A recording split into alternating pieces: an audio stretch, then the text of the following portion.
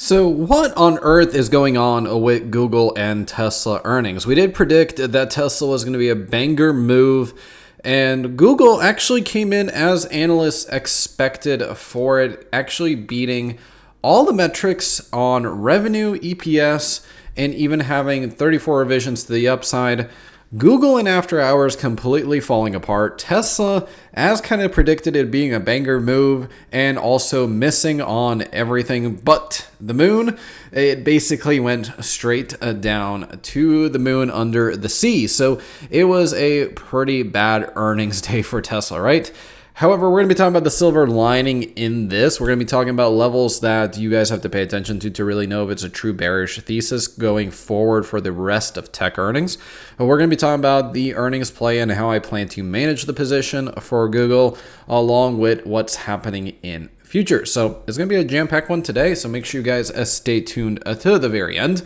So we're going to actually start off with the Tesla fanboys first. And here's the weird thing, guys. I'm actually going to say Tesla has a chance of being bullish in this scenario. As you guys tuned into the live stream last night, if you missed it, make sure you guys go check that one out.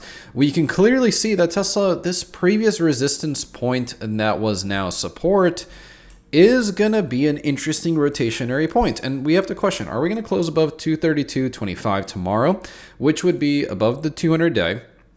That would really give us a more broader A to B pattern on the way up. And that would put Tesla in a very interesting position. If we simply put an A to B pattern on this, you're looking at $300 on Tesla. That would be a massive move, recovering a lot of those 5-year losses.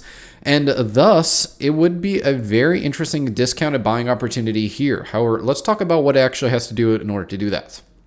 First of all, it needs to start going up. It needs to start going past 232.25, basically only end about 5% down from the close, not 8% of what it is now. Secondly, it needs to start rotating higher and really push green the subsequent days, going into PC, going into GDP, that's later this week, and really needs to have that bullish catalyst going thus far. So again, today was more of a rotationary day where we saw IWM going up, the rest of the market going down, but it's still concerning that the S&P and NASDAQ aren't able to hold key levels. We'll go over that towards the end of the video, but I do want to give you guys the Google and Alphabet plays or how we're going to play it essentially. So personally, if you're looking bearish thesis, wait for the close, 232.25, line in the sand on Tesla. And if we close back above this level, hey, we're going to go to the upside. If we close below it, then look to the downside. So it's as simple as that, because I can't tell you that it's going to be this way or that way. You have to look at the levels going into today, going into today's close. I do think that there's going to still be fervency to buy Tesla. But again, if it's down 14% come 10, 11 o'clock today, then yeah, why am I saying that's going to be bullish, right? Just use your brain, guys. Take a look at it based on the levels we just discussed. And if we actually jump over to Google, I do want to talk more about Google. We did go over that in the earnings play video that you guys had yesterday. So make sure you guys, for those, and I'll be coming out with more of them, subscribe to the channel and have bell notifications on. That way you know exactly when those earning plays are coming out, what we're doing, and how it's all panning out. Now, it's not going to be all rosies and daisies all the time, right? And that's where we are on this channel. We're very transparent about the plays. I don't give you guys plays that I am not willing to play myself. And like I said, Google, I said, if you're going to close above 180, I would be playing you. I played Google. I had all the levels were saying, hey, looks bullish, right? We're having getting close to that trend line, having smart money flow saying, hey, it's going to be bullish. And Google failed me completely. So let's jump over to it, and that way we can see what happened in after hours. Well, in after hours, it's down below the 50-day moving average. So that's strike number one. So similar to Tesla, this thing needs to get back up above 180 in a goddamn hurry, and really needs to get above 183 in a bigger hurry than that, because subsequently closing down at these levels really plays into breaking the trend, breaking down, and it's not progressing. Google has been a juggernaut for the last couple earnings, and it is no exception now, right? So if we go back to the last earnings, we basically had massive gap and go. The previous earnings before that, we basically fell pretty dang hard, but that was beginning of February. So we got to keep an eye for some of those events. We really didn't have that necessarily. However, my concern is we do have this gap here. Now, the good thing is if you're actually going to fill this gap to the upside coming through it, it's going to be pretty easy to get back above 183 because this gap fill is just going to be easy price action, right? Just filling right through it, going to the upside. That's another way to fill a gap. You can gap down, then fill both gaps going back up.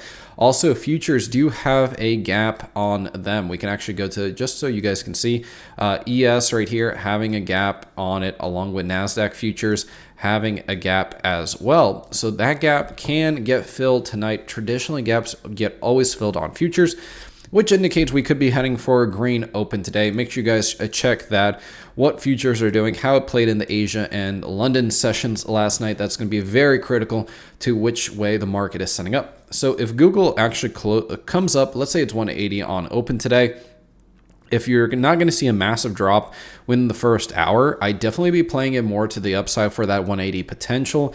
Tesla, again, is more of a riskier play.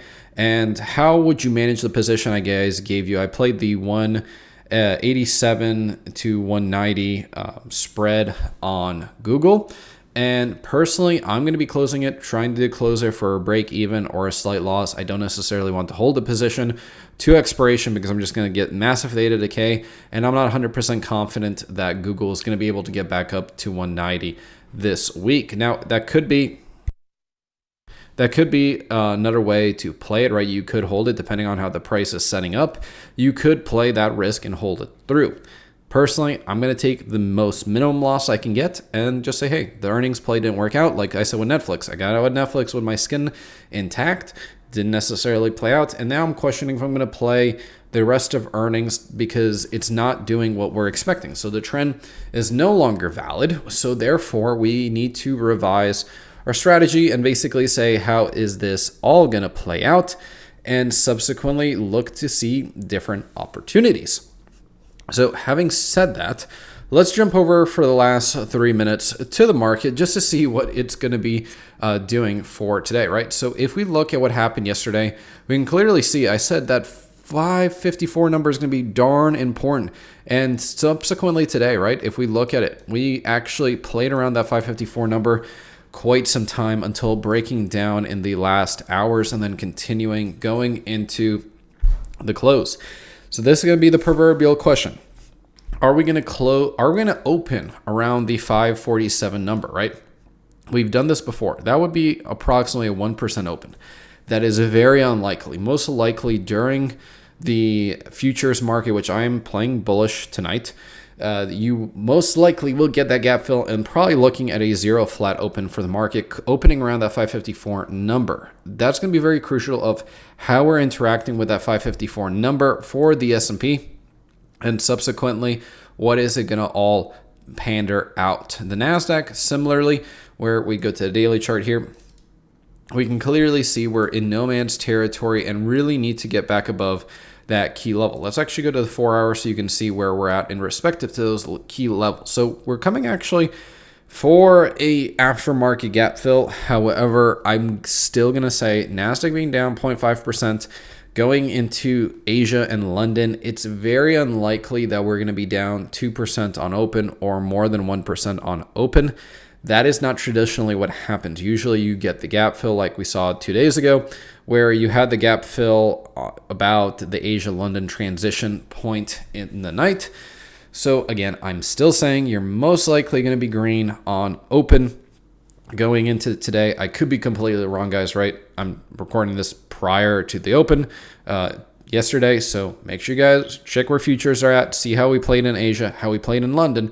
But again, keeping that in mind, 473 is the red no-go zone for the NASDAQ. If we come and start threatening and closing below that, then we have to go all on the bearish train. Then S&P similarly, are we going to get back above 554? And are we going to close above 554, number one? And are we threatening 547 in any way, shape, or form? If you are closing anywhere near 547 today, it is going to be a bloodbath for the S&P. I would expect significantly more bloodbath. And also, let's just jump over to the daily and talk about Bitcoin for a second. Bitcoin selling off back to the 50 can happen with two results. And here's my closing thoughts for the broader market and Bitcoin. If Bitcoin bounces off 65,000, then we're looking at a broader market rally continuation, because that means risk on is continuing in the market. If we start breaking down on Bitcoin, so that would be my early warning sign that we're breaking down on the S&P and NASDAQ.